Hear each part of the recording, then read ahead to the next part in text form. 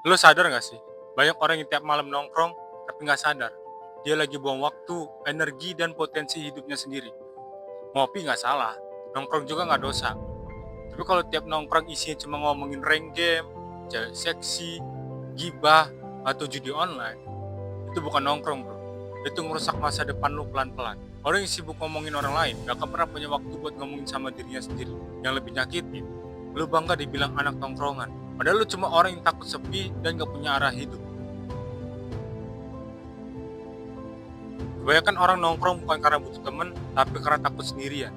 Psikolog bilang manusia secara alami butuh afiliasi sosial, tapi ketika kebutuhan itu dipakai untuk lari dari realita, hasilnya malah destruktif. Lihat aja, lu nongkrong tiap malam, ngobrol soal hal yang sama, orang yang sama, tapi nggak pernah ada progres dalam hidup lu. Jam 9 malam ngopi, jam 11 baru pulang, atau mungkin jam 3 baru pulang.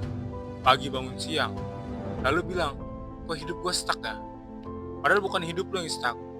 Lu aja yang terlalu nyaman jadi penonton hidup orang lain. Banyak anak muda sekarang salah paham. Mereka pikir nongkrong itu networking. Padahal networking tanpa nilai cuma jadi wasting time bareng. Yang lu butuhin bukan teman yang bisa ketawa bareng, tapi teman yang bisa narik lo ke atas bro. Sadar nggak? Lu udah kehilangan komponen efek dari waktu. 2 jam nongkrong tiap malam sama dengan 60 jam sebulan. 60 jam itu, kalau lu pakai belajar skill baru, lu bisa upgrade income, mindset, bahkan hidup lu. Ingat, nongkrong bukan masalah, tapi niat lu di balik nongkrongan itu.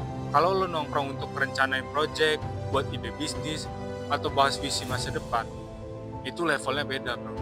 Tapi kalau nongkrong cuma buat ngisi kekosongan, itu tanda lo belum berdamai sama diri sendiri bro. Lo gak akan pernah jadi orang berhasil kalau circle lo isinya orang yang gak punya arah. Lingkungan itu kuat banget efeknya bro. Ada teori psikologi namanya social conformity, yaitu manusia cenderung meniru perilaku kelompok agar diterima. Artinya, kalau circle lo isinya orang yang santai, males, atau cuma ngomongin orang doang, lo akan ikut jadi mereka tanpa sadar. Sekarang coba evaluasi, tiap nongkrong tuh lo dapet apa sebenarnya? Apa kalau pulang dengan ide baru, atau cuma makin capek dan nyesel? Circle lo menentukan limit lo. Kalau lo nongkrong sama orang yang bahas gimana caranya agar maju, agar dapat income tambahan, gimana cara jadi versi terbaik diri sendiri, lu akan naik. Tapi kalau lu nongkrong sama orang yang tiap malam ngeluh soal hidup tapi nggak ngapa-ngapain, lu akan tenggelam bareng mereka. Dan masalahnya, banyak yang nggak berani keluar dari circle kayak gini bro, karena takut dikata sombong lah.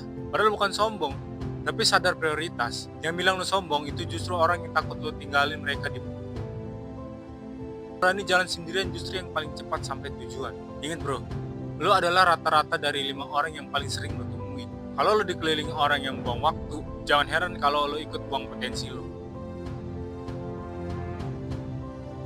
Setiap kali lo nongkrong tanpa arah, lo lagi bayar mahal banget bro. Bayar pakai energi, waktu, dan fokus lo.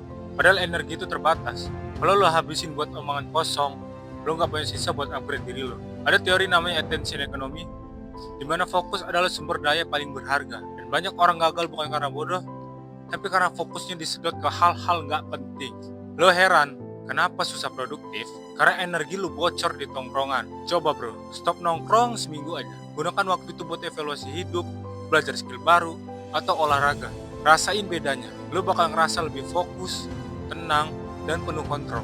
Itu bukan karena lo tiba-tiba berubah, tapi karena lo berhenti ngasih energi lo beri nilai. Masalahnya, banyak yang lebih takut dibilang antisosial daripada gagal. Padahal, kesendirian itu tempat di mana lo bisa tumbuh. Semua orang hebat pernah sendirian, karena mereka nggak mau ikut nongkrong dengan orang yang nggak punya arah. Jadi mulai sekarang, setiap kali lo diajak nongkrong cuma buat gibah atau ngomongin cewek, tanya diri lo sendiri, apakah hal ini nambah nilai hidup gua, atau malah ngerusak potensi gua?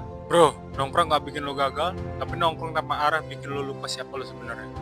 Hidup ini terlalu singkat buat ngulang hal yang gak bawa hasil. Jadi sebelum lo nyalain motor buat nongkrong malam ini, tanya diri lo, apakah gue mau tumbuh atau mau tetap di tempat?